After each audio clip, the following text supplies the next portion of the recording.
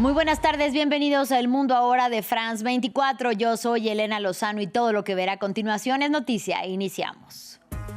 El bloqueo y la persecución de la Guardia Costera de Estados Unidos a un petrolero venezolano presuntamente sancionado continúa en el Caribe.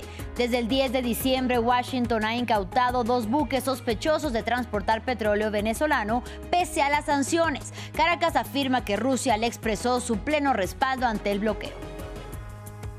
El general de división ruso Vanil Zarvarov fue asesinado en un ataque con coche bomba en el sur de Moscú. Se trata del tercer general asesinado en la capital rusa en el último año y ocurrió horas después de que en Miami se reunieran delegaciones de Rusia y Ucrania para discutir el plan de paz de la administración Trump.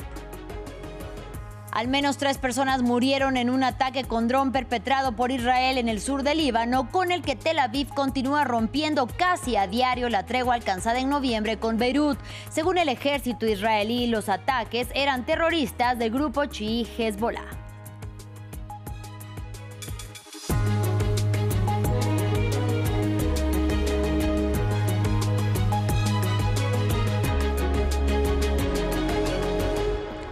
Iniciamos en Venezuela. Continúa en el Caribe el bloqueo impuesto por la Casa Blanca y la persecución de la Guardia Costera de Estados Unidos a un petrolero venezolano presuntamente sancionado por la administración del presidente Donald Trump.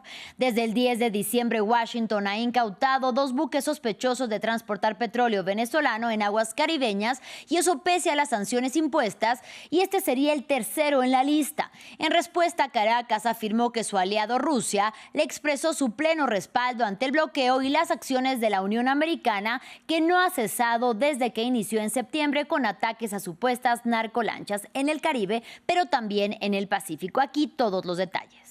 Mientras Estados Unidos aumenta la presión sobre el sector petrolero clave de Venezuela, está persiguiendo a otro petrolero en el Mar Caribe. El buque ha sido bautizado por los medios de comunicación como Vela 1, un barco que ha estado bajo sanciones estadounidenses desde 2024 debido a presuntos vínculos con Irán y Hezbollah.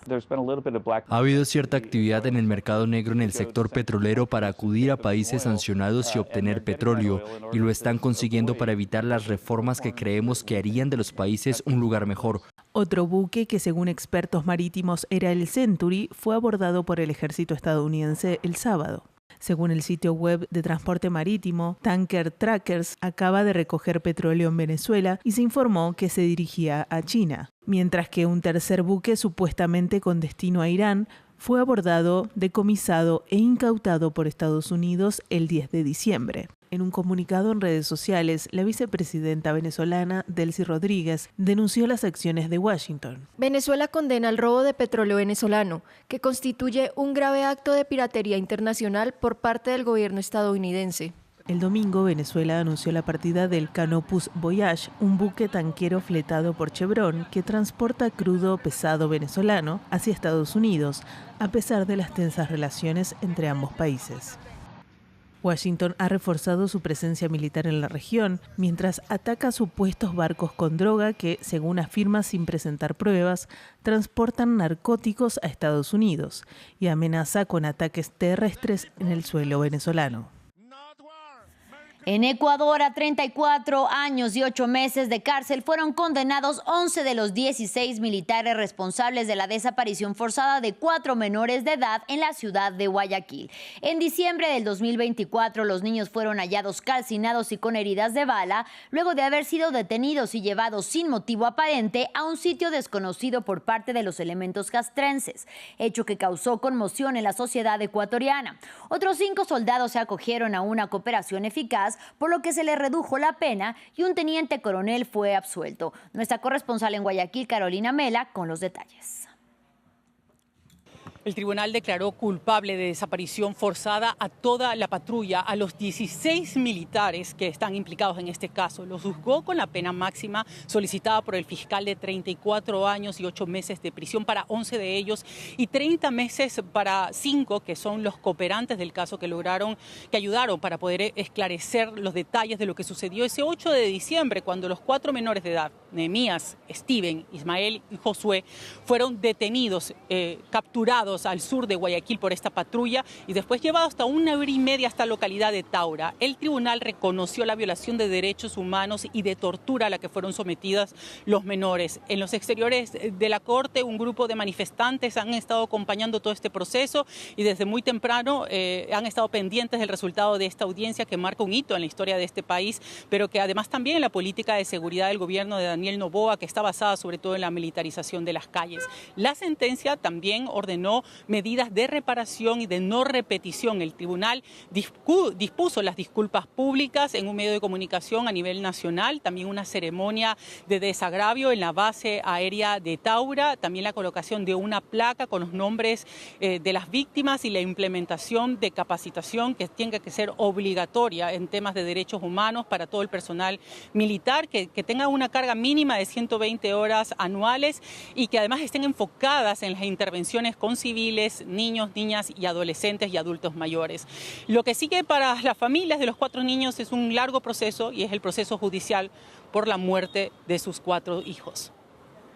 Continuamos con información de la región latinoamericana. Habrá tregua en Navidad y Año Nuevo para Colombia. Así lo anunció el Estado Mayor Central, principal disidencia de la antigua guerrilla de las FARC. El alto el fuego se extenderá del 23 de diciembre al 7 de enero. Según explicaron en un comunicado, el objetivo es que, cito, las familias colombianas puedan compartir sin los temores propios de una confrontación armada. El anuncio ocurre el mismo día en que la guerrilla del ELN también anunció un cese el fuego unilateral del 24 de diciembre al 3 de enero. En Estados Unidos este lunes habrán nuevas revelaciones sobre el caso del acosador sexual y pederasta Jeffrey Epstein, según informó el congresista demócrata Ro Khanna, quien impulsó que se hicieran públicos los archivos. Entre los documentos que publicaría hoy el Departamento de Justicia estadounidense estarían, por ejemplo, entrevistas de testigos realizadas por el FBI.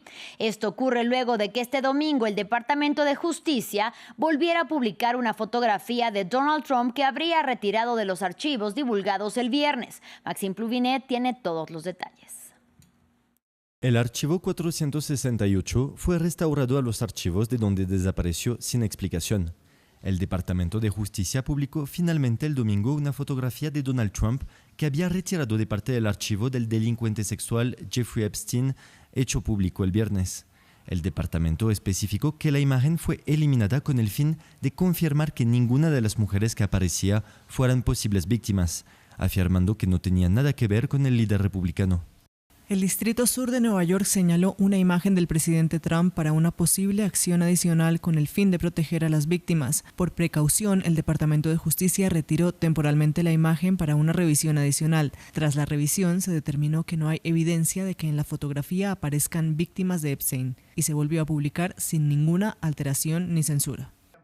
Las publicaciones parciales del archivo Epstein alimentan las críticas demócratas, pero incluso las de algunos republicanos, como el representante de Kentucky, Thomas Massie, quien participó en la ley que exige la divulgación completa. El republicano acusa a la fiscal general Pam Bondi de no respetar la legislación. Lamentablemente, Pam Bondi está violando la ley. Las sobrevivientes de Epstein no están satisfechas con las divulgaciones incompletas y censuradas de los archivos de Epstein por parte del Departamento de Justicia, y yo tampoco. El Congreso debería ejercer su facultad de declarar a Bondi en desacato inherente para obtener justicia para los sobrevivientes. Trump no fue acusado hasta ahora de ningún delito y negó haber tenido conocimiento de los crímenes de Epstein, pero al aparecer en esas fotos y al retrasarse la publicación del archivo completo, se expone a la creencia en la teoría conspirativa de la élite corrupta del Estado Profundo, que él mismo alimentó por años. En otro orden de ideas, en Moscú, un teniente general encargado de la instrucción operativa del ejército ruso murió por la explosión de un coche bomba. El Kremlin sospecha de Ucrania como posible responsable del ataque.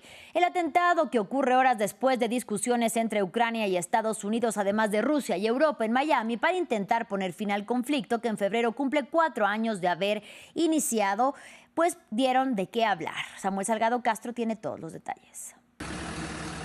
El teniente general ruso Vanil Sarvarov, jefe de la Dirección de Instrucción Operativa del Estado Mayor General, murió en el sur de Moscú víctima de un coche bomba.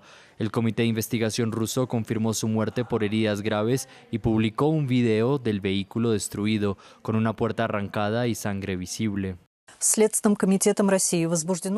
La Comisión de Investigación rusa ha abierto una investigación penal sobre el asesinato relacionado con el atentado con coche bomba perpetrado en la calle Yasenevaya de Moscú.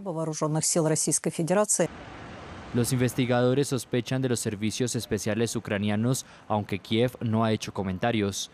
Este atentado se suma a una serie de ataques selectivos contra figuras rusas desde el inicio de la guerra en febrero de 2022, algunos reivindicados por el Servicio de Seguridad de Ucrania.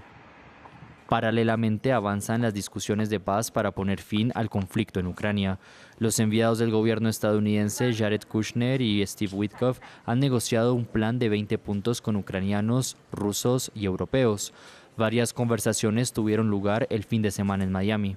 El gobierno ruso dijo estar listo para confirmar en un acuerdo que no tiene intención de atacar ni a la Unión Europea ni a la alianza militar de la OTAN. Esto después de las revelaciones de la agencia de noticias Reuters sobre eventuales planes del Kremlin contra Europa. Rusia no persigue los objetivos agresivos que se le atribuyen. Como ya ha declarado el presidente ruso, estamos incluso dispuestos a consagrarlo formalmente en el contexto de una posible resolución de la actual crisis ucraniana, basada en el principio de seguridad igualitaria e indivisible. Sin embargo, persisten diferencias territoriales. Algunas fuentes indican que las garantías dependen de cesiones de territorio por el presidente ucraniano Volodymyr Zelensky, quien las ha descartado varias veces en el pasado. Vamos a Medio Oriente. Israel continúa rompiendo casi a diario la tregua alcanzada en noviembre con Líbano. Este lunes al menos 3 personas murieron en un ataque con dron perpetrado por Tel Aviv en una carretera al sur de Líbano. Aún no se conoce quiénes fueron las víctimas, pero según informó el ejército israelí en un mensaje, sus fuerzas atacaron a varios miembros del grupo chií Hezbollah en la zona de Sidón. Recordemos que tan solo ayer Israel perpetró otro ataque en suelo libanés. Y finalizamos en la ciudad palestina de Belén, donde según la tradición cristiana nació Jesucristo. Ahí los comerciantes esperan un aumento de visitantes durante la semana de Navidad, tras una prolongada caída causada por 2 años de ataques israelíes en la Franja de Gaza. Sin embargo, no se muestran muy optimistas, ya que el conflicto ha afectado gravemente a la ciudad ocupada de Cisjordania, que depende casi por completo del turismo. Lo vemos en el informe de Daci Lanza. Palestinos caminan por Belén sin grandes contingentes de turistas. La ciudad, que es reconocida por la tradición cristiana como el lugar del nacimiento de Jesucristo y que depende en gran parte del turismo, se prepara sin demasiadas ilusiones para la llegada de visitantes en Cisjordania ocupada.